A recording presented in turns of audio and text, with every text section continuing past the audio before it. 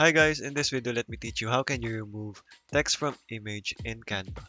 So let's get started guys. So all you have to do is upload your file. So this is mine. Right click it and make it as a background. Set image as background.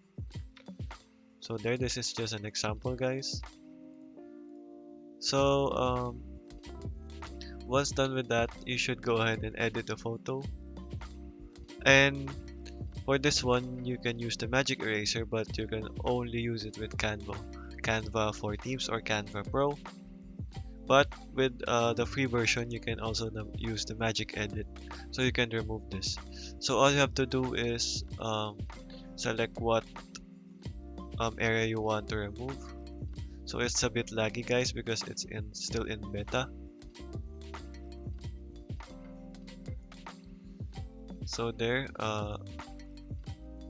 continue and describe what you want to add or change. Change it into white. So this is just an example guys.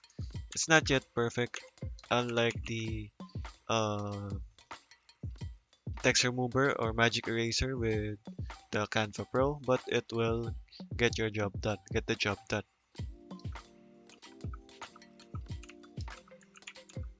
So we can go generate and you just have to wait for this to finish.